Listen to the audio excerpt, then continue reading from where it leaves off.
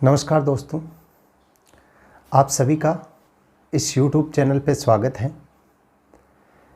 आज हम जो टॉपिक पढ़ने जा रहे हैं, जिस टॉपिक के बारे में हम आज चर्चा करने जा रहे हैं, वो टॉपिक बहुत ही ज़्यादा रुचिकर है।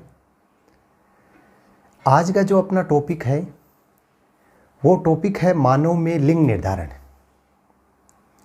आप लोगों ने थंबनेल देखा होगा कि उत्पन्न होने वाली संतति है वो लड़का होगा या लड़की, इसके बारे में किस प्रकार से पता चलता है। तो आज के इस टॉपिक के अंदर हम ये कंप्लीट समझेंगे और अच्छी तरह से जानेंगे कि ये प्रक्रियाएं किस प्रकार से होती है। अपने क्लास 12th बायोलॉजी के अंदर 35वां चैप्टर चल रहा है और उस चैप्टर की ये लास्ट क्लास है। इस क्लास के अंदर ये चैप्टर है वो कंप्लीट हो जाएगा। ये क्लास केवल 12th क्लास के लिए ही नहीं बल्कि प्रत्येक व्यक्ति के लिए देखना अत्यंत महत्वपूर्ण है या बहुत आवश्यक है, क्योंकि ये प्रक्रियाएं या इसके बारे में जानना हर व्यक्ति को ज़रूरी है या ऐसी जानकारी है वो रखना आवश्यक है। आज का जो अपना टॉपिक है वो है मानव में लिंग निर्धारण। ये क्लास 12th बायोलॉजी में 35वां चैप्टर है, उसका सबसे लास्ट का टॉपिक है। आपका ज़्यादा समय बर्बाद किए बिना हम क्लास स्टार्ट करते हैं। तो आज का अपना टॉपिक है वो देखो,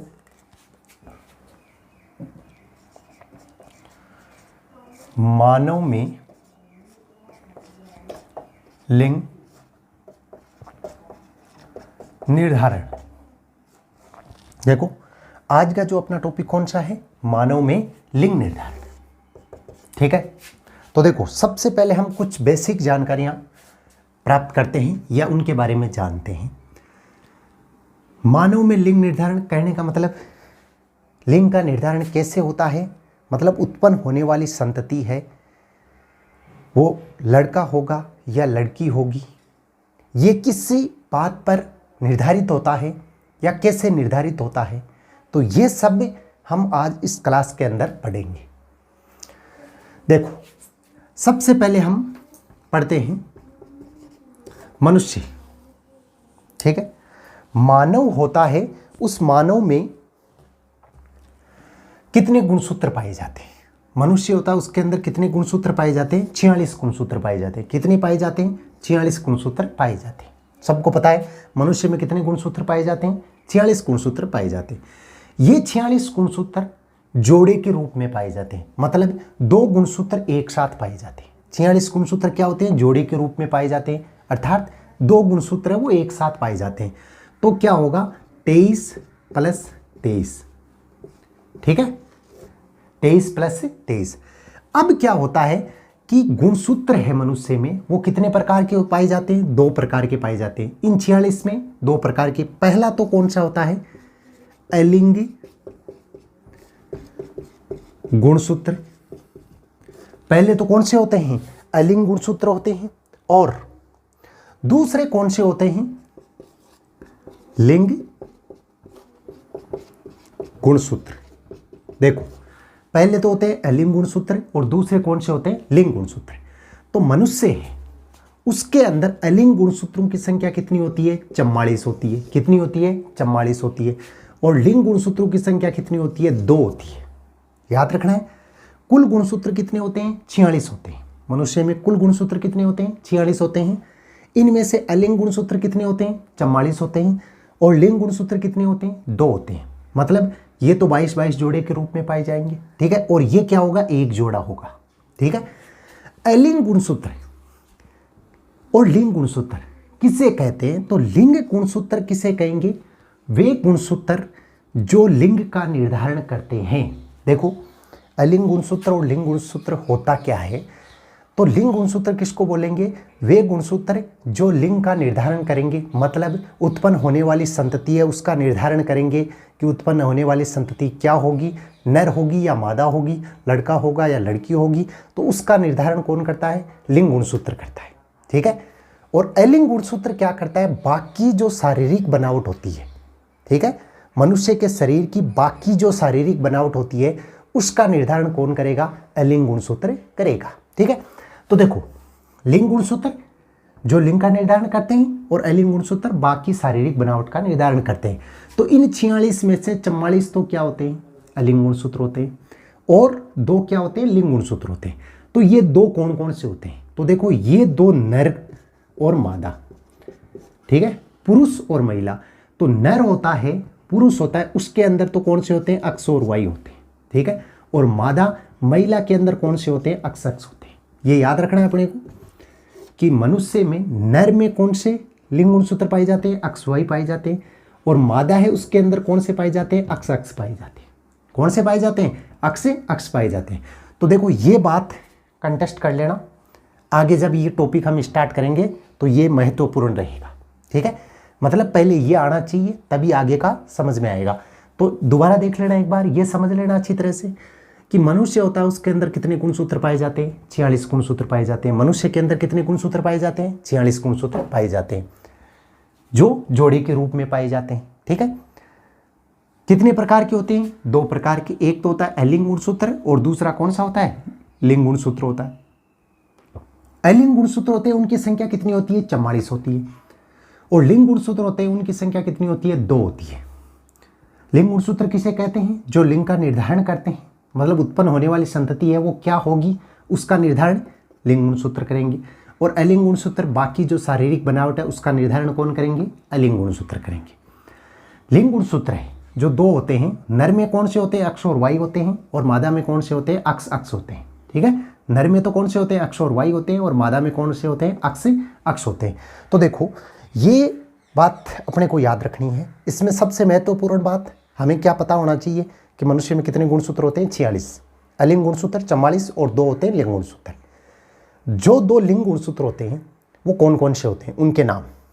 तो नर में तो कौन से होते हैं? अक्ष और वाई होते हैं। और मादा में कौन से होते हैं? अक्ष होते हैं। ठीक है, ये याद रखना। अब हम अपना टॉपिक स्टार्ट करते हैं। देखो,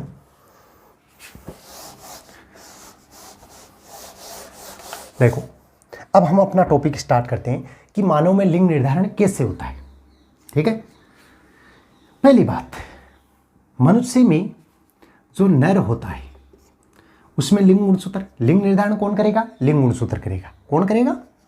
लिंग गुणसूत्र करेगा। लिंग का निर्धारण कौन करेगा? लिंग गुणसूत्र करेगा। नर में कौन सा होता है लिंग गुणसूत्र? अक्ष वाई होता है। और मादा में कौन सा होता है? अक्ष होता है। ठीक है। कहने का मतलब मुख्य रूप से जो संतति उत्पन्न होगी वो लड़का होगा या लड़की होगी, उसका निर्धारण इन दोनों में से कौन करेगा? इन दोनों में से कौन करेगा? ये नर करेगा। इस मादा को झूठा दोष दिया जाता है कि उत्पन्न होने वाली संतति लड़का होगा या लड़की, तो वो मादा पे डिपेंड करता है। ये जो सामाजिक परंपरा चलती आ रही है वो बिल्कुल गलत है। इसमें मादा का कोई रोल नहीं होता है। ये निर्धारण कौन करता है? नर करता है। मतलब ये नर ही निर्धारण करता है कि ये होगा या ये होगा। ठीक है। तो ये बात भी हमें याद ध्यान में रखनी चाहिए। ठीक है। ये निर्धारण कौन करेगा? ये निर्धारण करेगा कि ये होगा या ये होगा। कैसे निर्धारण करेगा? अब हम ये पढ़ते हैं।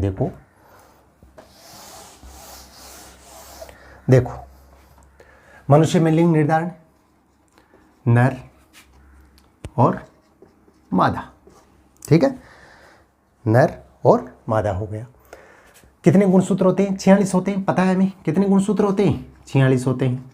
कितने होते हैं? 46। मतलब 46 ही तो किस में होते हैं? इसके अंदर होते हैं। और 46 ही किस में होते हैं? इसके अंदर होते हैं। अब देखो, इन 46 में से 44 तो क्या होंगे? अलिंग गुणसूत्र प्लस नर में अक्ष और वाई होगा। ठीक है। देखो, नर के अंदर तो 44 तो अलिंग गुणसूत्र हो गए और 2 लिंग कौन से हो गए? अक्ष और वाई हो गए। मादा में 44 प्लस अक्ष। ये क्या है? 44 तो अलिंग गुणसूत्र है और ये अक्ष अक्ष क्या है, लिंग गुणसूत्र है। तो ये मैंने लिखा है, ये समझ में आ गया होगा आप लोगों के कि 44 अलिंग गुणसूत्र होते हैं और ये 2 अक्ष और वाई लिंग गुणसूत्र नर में होते हैं। 44 अलिंग गुणसूत्र होते हैं और अक्ष और अक्ष ये मादा में होते हैं। ठीक है, अब ये क्या हो गया, ये हम मानते हैं कि जनक है, ये क्या है, जनक है। अब देखो इसका क्या बनेगा, युग्मक बनेगा। क्या बनेगा, युग्मक बनेगा। तो देखो 44 22 प्लस अक्ष, समझ में आ गया, आधा कर लेते हैं, इधर भी लिख देते हैं 22 प्लस वाई। इस 44 में से 22 इस अक्ष के साथ में जुड़ गए और 22 किसके साथ में जुड़ गए, वाई के साथ में जुड़ गए। 22 तो किसके साथ में जुड़ गए, अक्ष के साथ में, और 22 किसके साथ में जुड़ गए, वाई के साथ में जुड़ गए। अब इधर देखो, इसमें 22 प्लस अक्ष और इधर भी 22 प्लस अक्ष, मतलब इसमें दोनों क्या है, अक्ष अक्ष है, दोनों अक्ष अक्ष है। तो 22 इस अक्ष के साथ में इधर वाले के और 22 क्या हो गए, इधर वाले के साथ में जुड़ गए। अब देखो थोड़ा ध्यान से समझना, अपने को क्या करना है, सबसे पहले देखो इसको इससे मिलाना है, मिला दिया, और इसी को वापस अगले वाले से मिलाना है। समझ में आ गया होगा। पहले इस एक को लो और इसको इसके साथ में मिला दो और इसको अगले वाले के साथ में मिला दो, मिला दिया। अब देखो यहाँ पे क्या आएगा, ये और ये मिला हुआ है, ये और ये मिला हुआ है।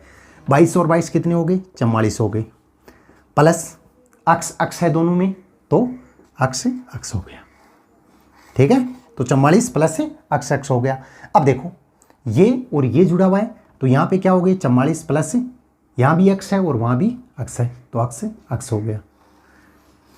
ठीक है, अब देखो इसको लेते हैं और इसको इन दोनों के साथ में जोड़ देते हैं। कैसे, ये जोड़ दिया और अगला ये जोड़ दिया, ये और ये जुड़ा हुआ है, तो कितने हो गए, 44 प्लस यहाँ पे वाई है और यहाँ अक्ष है, तो अक्ष वाई हो गया।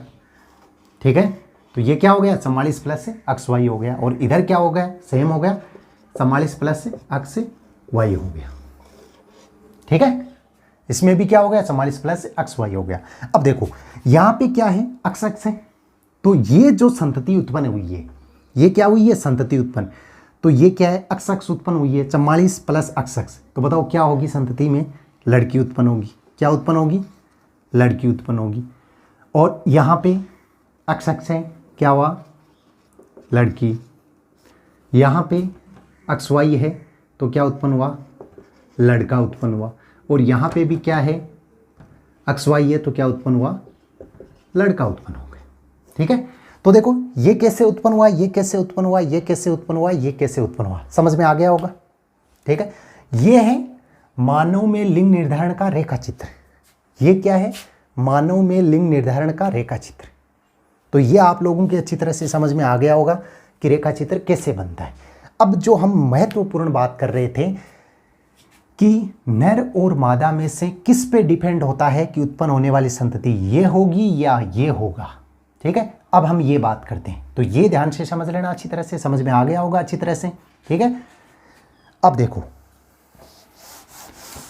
कि उत्पन्न होने वाली संतति है वो किस पे डिपेंड करती है। मैंने स्टार्ट में बताया कि नर का लिंग गुणसूत्र होता है अक्ष और वाई, मादा का क्या होता है, अक्ष और अक्ष होता है।